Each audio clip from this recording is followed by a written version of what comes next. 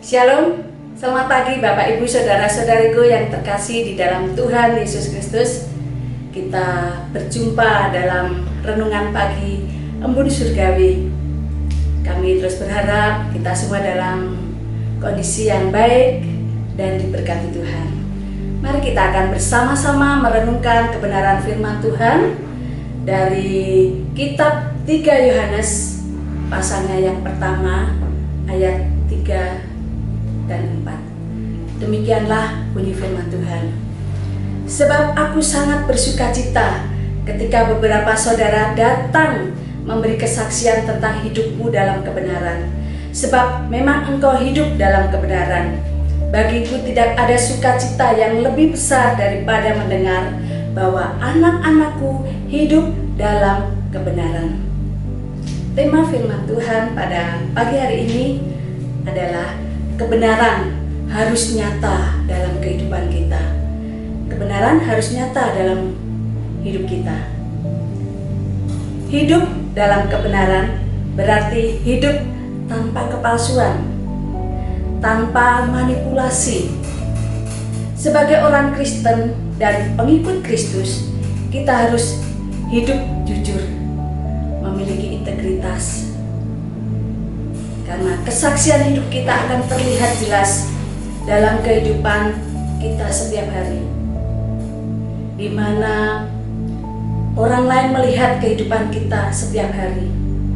Misalnya seorang bos yang disegani di kantornya, aktif dalam setiap pertemuan, suka memberi, tapi ternyata sikap hidupnya sangat berbeda dengan kenyataan. Kenyataan di rumah, kenyataan di kantor. Kenyataan di kantor, dia terhadap karyawan suka marah-marah. Bahkan sangat menekan bawahannya. Dia keras kepala. Saat ada di dalam rumah, saat di rumah bersama keluarga, seorang bos sebagai seorang ayah ataupun sebagai seorang ibu dilihat oleh anak-anaknya. Anaknya melihat dia sebagai seorang ayah, orang yang sangat keras. Sebagai seorang suami, dia suka marah-marah terhadap istrinya. Demikian juga seorang istri, kalau dia sebagai bos, dia keras dengan suaminya, suka marah-marah di rumah. Bagaimana kehidupan kita bisa nyata apa yang terjadi di dalam keluarga, bahkan suka memukul.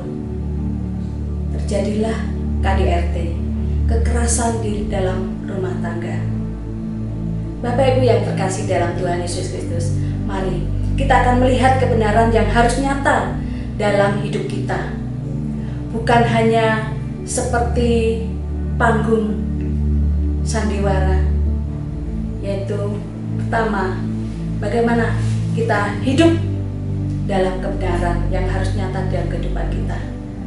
Itu kita harus tetap hidup dalam kebenaran dan menyatakan kebenaran.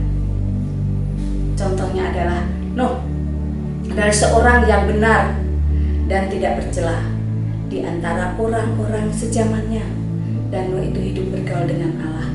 Di dalam Kejadian 6 ayat yang ke-9. Bahkan Yesaya, dia mendengar suara Tuhan.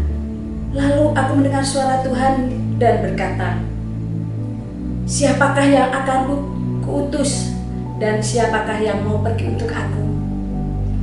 Maka sahutku, ini aku, utuslah aku. Yesaya 6 ayat ke-8. Yesaya siap diutus oleh Tuhan. Daniel pun juga setia menyembah kepada Tuhan.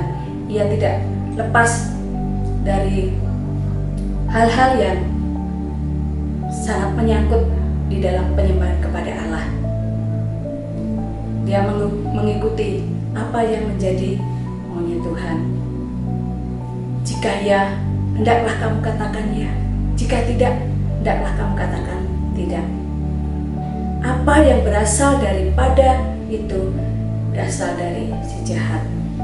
Kita harus berbicara jujur, memiliki ketulusan hati, suka berterus terang. Saat kita mempraktekkan firman Tuhan di dalam kehidupan kita. Yang ketiga, yaitu harus nyata di dalam kehidupan kita bahwa Yesus Kristus Sang kebenaran sejati. Percayalah kepadanya, karena hanya Dialah junjungan kita kepada Tuhan Yesus Kristus Sang Juru Selamat yang memimpin hidup kita untuk kita hidup dalam kebenaran. Karena Tuhan Yesus memberkati kita. Haleluya.